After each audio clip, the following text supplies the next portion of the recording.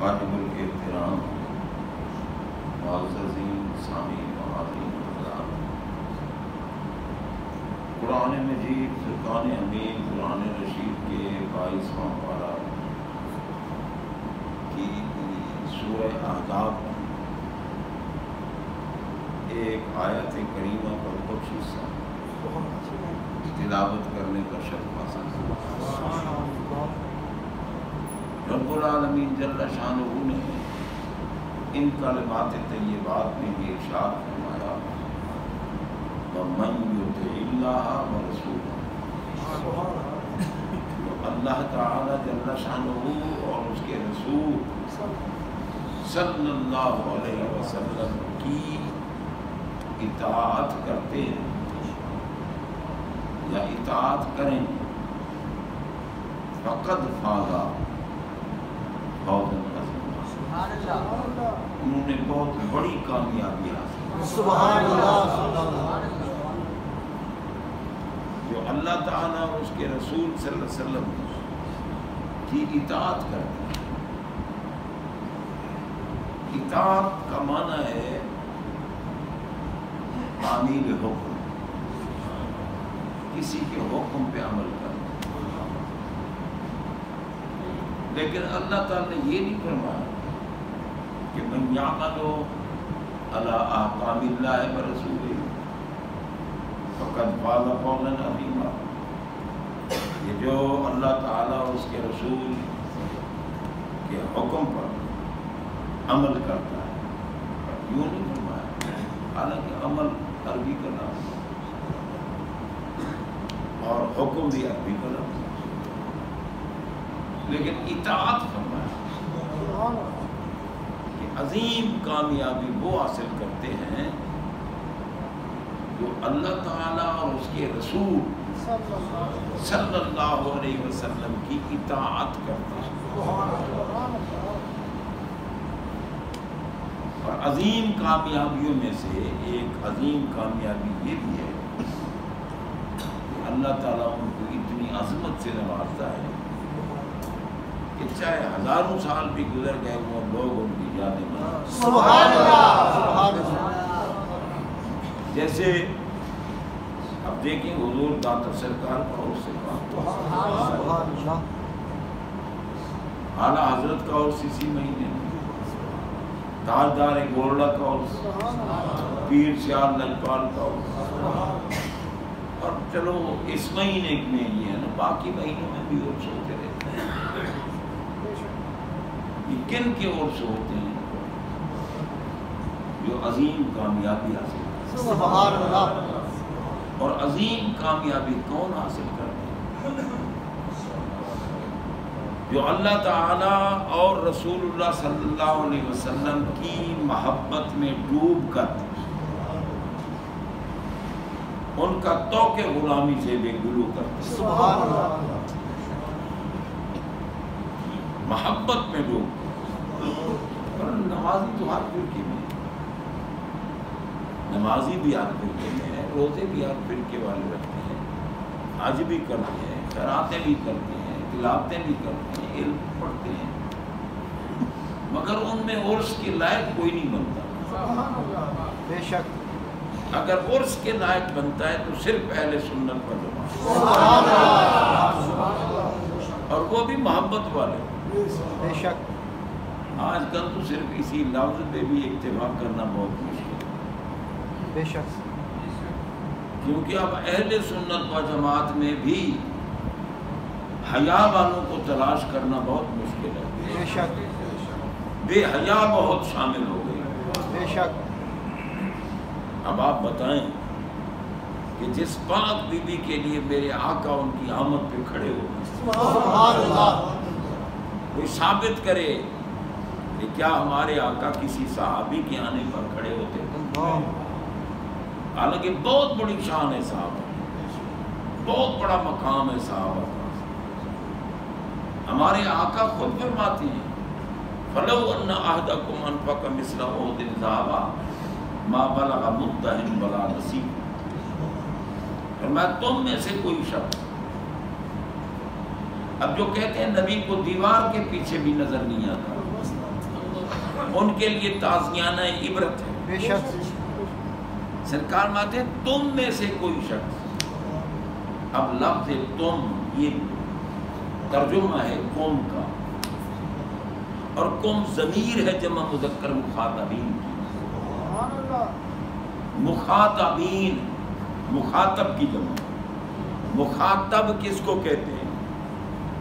جس سے خطاب کیا جا رہا ہو، ٹھیک ہے نا؟ مخاطب کس کو کہتے ہیں؟ جس سے خطاب کیا جا رہا ہو۔ اور خطاب کس سے کیا جاتا ہے؟ خطاب کسے کہتے ہیں؟ خطاب کا مفہوم ہے توجہ کلام بسوء شخص سے حاضر، جو لوگ سامنے بیٹھے ہوں، آنکھیں دیکھ رہی ہوں، وہ سامنے والے مخاطبین مخاطب کو دیکھ رہے ہوں، تب ہوتا ہے خطاب۔ اپنی کلام کو حاضرین کی طرف متوجہ کرنے، حاضرین کی طرف متوجہ کرنے کا نام ہے خطاب۔ سبحان اب اس حدیث میں جس میں میرے آقا نے صحابہ کی عظمت بیان فرمائی ہے، فَلَوْ أَنَّ أَحَدَكُمْ، تم میں سے کوئی ایک شخص، یہ تم کون تھے؟ اللہ شان تو صحابہ کی بیان ہو رہی ہے بے نا، شک اور تم بھی اگر صحابہ ہو تو پھر اضافت الشیء الی شیء ہو جائے گی۔ یہ تعریف بھی ان کی ہے، بات بھی ان سے ہو رہی ہے، لیکن نہیں، ان سے تو نہیں، کیونکہ قرینہ بتاتا ہے کہ میں تم میں سے کوئی شخص احد پہاڑ کے برابر اللہ کے راستے میں سونا خیرات کرے، میرے صحابی کی 18 چھٹانک جو تو درکنار، 9 چھٹانک جو کی خیرات کا مقابلہ بھی نہیں۔ اب یہ صحابہ سے تو خطاب نہ ہوا نا، بے شک خطاب صحابہ کی تو شان بیان کی جا رہی ہے، خطاب غیر صحابہ سے ہے، اور غیر صحابہ کون ہیں؟ جو صحابہ کے بعد آئیں۔ ہمارے صحابہ جب عالم دنیا سے پردہ فرما لیں گے، عالم ظاہر میں جلوہ فرما نہیں ہوں گے، لیکن کرم تو عالم دنیا کی نسبت بھی بڑھ جائے گا، بے شک کیونکہ عالم برزخ والوں کی طاقت بڑھ جاتی ہے، گھٹتی نہیں۔ تم جن کو مردہ کہتے ہو، وہ مردے تم سے طاقت میں زیادہ ہوتے ہیں۔ ہم دنیا میں بیٹھے ہیں، ہمیں کسی کمرے میں بند کر، اور کمرہ بھی ایسا ہو کہ جسے اتنا سا سوراخ بھی نہ ہو، ہر طرف سے اسے بند کر دو، پلستر کر دو، اندر بٹھا دو، ہم ہیں زندہ، باہر تم شور مچاؤ، ہمیں کوئی پتہ نہیں، ٹھیک ہے نا؟ جو اندر بیٹھا ہے بند، اب جب ہم نے اگر کسی آواز، تیز آواز کو کم سننا ہو تو دروازہ بند کر دیں، بند کمرے میں شور مچا رہے وہ لوگ جو اس دنیاوی زندگی کے ساتھ زندہ بیٹھا ہے، نہیں سن سکتا، اس کے حواس معذور ہو جاتے ہیں۔ لیکن قبر والا، قبر میں دفن کر دو، گڑھا کھودا، سامی بنائی، میت کو اس میں لٹایا، اس کے اوپر جناب کوئی پکی چیزیں، سلیبیں وغیرہ یہ وہ رکھ دیں، پھر ہر طرف سے اس کو بند کیا، پھر اس پر مٹی ڈالی، پھر وہ مٹی بھی اتنی اونچی ہو گئی۔ اب بتاؤ کتنی بند جگہ میں وہ چلا گیا، لیکن پوچھو مدینے والے آقا سے جن نے بتایا اللہ ایک ہے، مانتے ہو یا نہیں؟ جب اللہ ایک ہے مان لیا ہے تو بے حیا نہ بنو، پھر جو کچھ محبوب بتائیں وہ مانو۔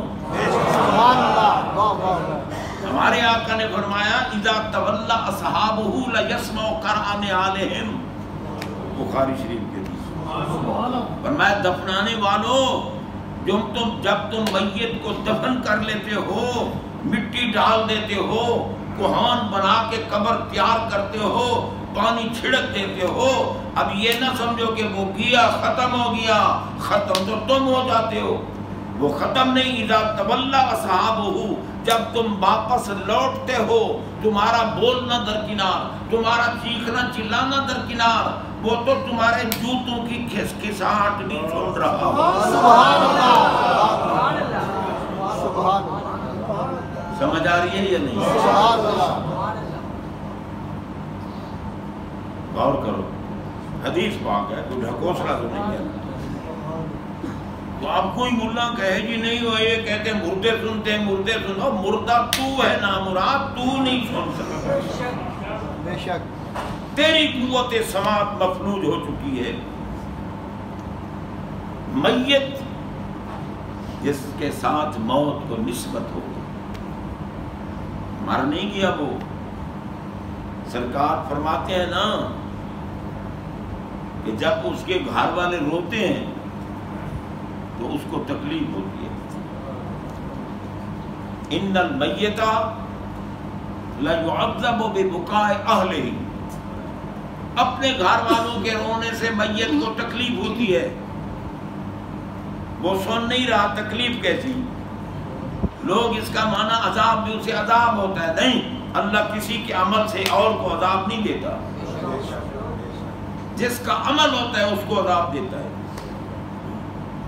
اب دنیا میں جتنے قتل ہوتے رہیں گے، قاتل کو سزا ملے گی، قاتل کو پھانسی پہ لٹکایا جائے گا، قاتل کو جتنا قتل کا گناہ ہے اس کے نامہ اعمال میں لکھا جائے گا، مگر جتنے قتل کرنے والے قتل کرتے رہیں گے ان کی اس بدکاری کا جو عذاب ہے وہ قابیل کے نام اعمال میں لکھا جاتا ہے، کیونکہ قتل کا موجد قابیل ہے، آدم علیہ السلام کا بیٹا، اس نے اپنے بھائی حضرت حابیل علیہ السلام کو قتل کیا، پہلا قتل، جتنے قتل ہوں گے، اور یہ قتل ہوا عورت کی وجہ سے۔ تو کہتے ہیں نا کہ زن، زر اور زمین یہ فساد کا موجب ہے۔ زن سے مراد عورت، زر سے مراد دولت، اور زمین جو آپ ذمہ دار ہوتے ہیں جناب، جاگیردار ہوتے ہیں، یہ چیزیں فساد کا سبب ہے۔ یہ نہیں ہے کہ بھئی مطلب قتل کسی نے کیا دوسروں کو بھی قتل کا گناہ ان کے نام اعمال میں لکھ دیا جائے، نہیں، جس نے قتل شروع کیا، جس نے جوا شروع کیا، جس نے شراب شروع کی، جس نے زنا شروع کیا، جو بدکاری جس نے شروع کی ہے، ہر بدکار کا گناہ اس کے نام اعمال میں بھی لکھا جائے گا، اس کو بھی سزا دی جائے گی۔ نعرہ تکبیر، نعرہ رسالت، نعرہ حیدری، نعرہ حیدری، نعرہ حیدری۔ اب روئے گھر والے اور عذاب ہو میت کو، عذاب نہیں تکلیف، کیونکہ جب اپنے رو رہے ہو نا، جن سے تعلق ہوتا ہے، جن سے محبت ہوتی ہے، ان کا رونا دیکھ کر تعلق والے کو بھی غم لاحق ہوتا ہے، ٹھیک ہے نا، غم لاحق تعلق ہو۔ اب جن کا تعلق ہی نہیں ہے حسین پاک سے تو وہ رونے والوں کو اچھا سمجھیں گے؟ میں ان کی بات نہیں کر رہا جو صحابہ کے خلاف بھونکتے ہیں۔ آج کل کے مولوی پاگل ہو گئے ہیں، اگر علی پاک کی عظمت کی کوئی بندہ بات کرے تو کہتے ہیں یہ تو رافضیوں کو ہوا دی جا رہی ہے، اور پاگلان ملک و ملت، فخر اہل لعنت و بدعت، علی کی محبت ہی کا نام تو ایمان ہے، تیری نماز ہی چٹ ہے اگر علی کی محبت تیرے دل میں۔ بے شک مسلم شریف اٹھا کے دیکھ، حسر کے ساتھ سرکار تمہاری، حسر کے میں لا یحب علیا الا مومنا، مومن ہی علی سے محبت کرتا ہے۔ سبحان اللہ، سبحان اللہ۔ وَيُبْغِضُهُ الا منافق، منافق ان سے بغض رکھتا ہے۔ خدا کے بندو ہوش کرو، رافضی تو علی کو مانتے ہی نہیں۔ بے شک یہ نہیں ہے کہ کوئی علی علی علی علی کہہ دے، یا علی نعرہ لگائے، ہم دوڑ جائیں دوسری طرف۔ علی پاک حق ہے یا نہیں ہے؟ بے شک ہمارے آقا میں الحق مع علی و علی مع الحق، حق علی کے ساتھ ہے، علی حق کے ساتھ ہے، نہ حق علی سے جدا ہے نہ علی حق سے جدا ہے۔ علی جہاں ہوتے ہیں حق وہیں ہوتا ہے۔ اگر علی پاک صدیق اکبر کی ابتدا میں ہوں، صدیق اکبر کی صداقت حق ہے، امامت حق ہے، خلافت حق ہے۔ اگر علی پاک فاروق اعظم کی ابتدا میں ہیں، فاروق اعظم کی امامت حق ہے، عدالت حق ہے، خلافت حق ہے۔ اگر علی پاک عثمان غنی کی ابتدا میں ہیں، عثمان غنی کی سخاوت حق ہے، امامت حق ہے، خلافت حق ہے، کیونکہ جہاں علی ہے وہیں حق ہے۔ اب جو کتے جن کو علی مانے وہ ان کو گالیاں نکالے، وہ علی والے کیسے ہوئے؟ بے شک سبحان اللہ بے شک وہ علی والے کیسے ہوئے؟ پیر تو مانتا ہے اور مرید نہ مانے، تو مرید تو نہ ہوئے نا، پھر تو مردود ہوئے نا۔ بے شک اور بابا مرید کا تو منہ ہی ادھر ہوتا ہے جدھر پیر کا منہ ہو۔ بے شک پوری دنیا کے مومنین کا پیر علی، علی کا منہ صدیق اکبر کی طرف ہے، تم بھونکتے ہو۔ علی کا منہ فاروق اعظم کی طرف ہے، علی کا منہ عثمان غنی کی طرف ہے، اور تم ان کو گالیاں نکالا، تم علی والے کیسے ہو گئے؟ یہ ان کے سپورٹ نہ کرو پنجتن پاک کو، اہل بیت اطہار کو۔ اہل بیت کو مانتا ہے تو سنی، بے شک علی سے پیار کرتا ہے تو سنی۔ بے شک پیار ہوتا تو پھر یوں ہی نظر آتا کہ حسین کو وضو نہیں تھا۔ یہ ہیں آج کل کے ولی، ہے جی اللہ کے بندو، داتا صاحب تمہیں لعنت دے رہے ہوں گے بے شک کہ میرے جد امجد کو بھونکتے ہو، وضو نہیں تھا۔ وضو نہ ہونا بھی تو چھوٹی ناپاکی ہے نا، وضو نہ ہونا پوچھو علماء سے، حد سے اصغر ہے یا نہیں ہے؟ بے شک حد پاکی کو نہیں کہتے، حد سے اصغر۔ اگر وضو کا نہیں ہے تو حد سے اصغر ہے، اگر غسل واجب ہو گیا تو حد سے اکبر ہے۔ جناب بندہ، حد سے ناپاکی کو کہتے ہیں، جس کا نام ناپاکی ہے وہ میرے نبی کے پاکوں کے قریب نہیں آتی۔ میرے نبی کے کندھوں پہ سوار ہونے والے، میرے نبی کی گود میں بیٹھنے والے، میرے نبی جن کو سونگتے تھے اور اٹھاتے تھے کندھوں پر، یزمہما و یشمہما، حسنین کو اٹھاتے سینے سے لگاتے، پھر ان کو بوسے دیتے، پھر سونگتے۔ سبحان اللہ سبحان اللہ کسی نے پوچھا سرکار اولاد پیاری تو ہر ایک کو لگتی ہے، اٹھاتے بھی ہیں، سینے سے لگاتے بھی ہیں، چومتے بھی ہیں، بوسے بھی دیتے ہیں، مگر سونگتا نہیں دیکھا کسی کو۔ آپ سونگتے کیوں ہیں؟ میں میرے بیٹے کو تمہارے بیٹے جیسا، میرے نبی کے ان بیٹوں کی شان پوچھنے ہوگا تو فاروق اعظم سے۔ سبحان اللہ اس دور میں جو حسینی سید ہیں، چاہے وہ بخاری ہوں، چاہے وہ رضوی ہوں، چاہے جس خاندان سے، یہ سب حسین پاک کی اولاد ہیں۔ یہ حسینی سید، حسین پاک کی اولاد کس سے چلی؟ حضرت سیدنا امام زین العابدین علیہ السلام سے چلی، جن کا اسم پاک علی اوسط تھا، لقب ہے زین العابدین، کیونکہ انہوں نے عبادت اتنی کی ہے کہ ہر عابد کی زینت بن گئی، عبادت کی زینت بن گئی۔ امام زین العابدین سے حسین پاک کی نسل چلی، جس کو اللہ نے کربلا میں محفوظ رکھا تھا۔ اور جناب بندہ، امام زین العابدین کس ماں کے بیٹے ہیں؟ سبحان حسین علیہ السلام کے وہ ہیں، مگر ماں کون سی تھی؟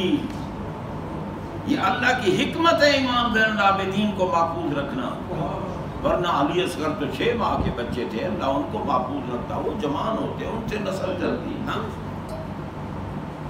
امام زین العابدین کو زندہ رکھا کیونکہ امام زین العابدین سیدہ شہر بانو کے بیٹے ہیں، اور شہر بانو کا نکاح امام حسین علیہ السلام سے حضرت عمر نے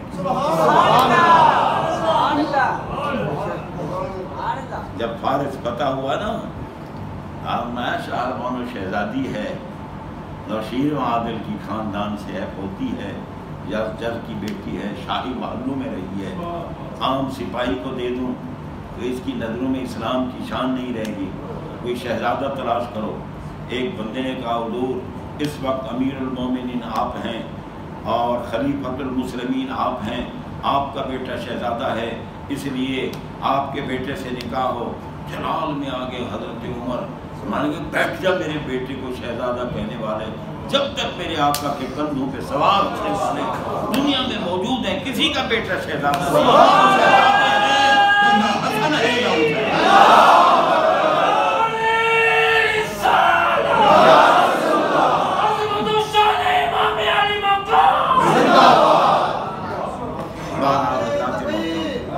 ابھی یہ بات جاری رہے گی، کیونکہ آج ہم نے نماز جمعہ کے فوراً بعد یہاں جو ماہانہ 11ویں شریف ہوتی ہے نا، 11ویں شریف کا اہتمام آج کیا ہے، اور فوراً جمعہ کے بعد مختصر محفل، جس کے پاس وقت ہے وہ بیٹھ سکتا ہے، جس کے پاس نہیں ہم قید کسی کو نہیں کرتے۔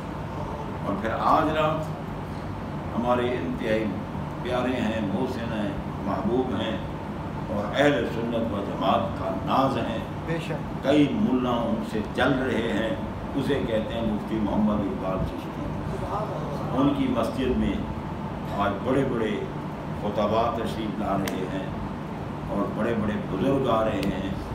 میں آپ سب کو بھی کہتا ہوں کہ ہمارے جتنے متعلقین ہیں سب وہاں مسجد میں پہنچیں، امام حسن علیہ السلام کا یوم منایا جائے، سبحان اللہ، نبی کے بیٹے کے یوم میں ہمیں شرکت کرنی چاہیے۔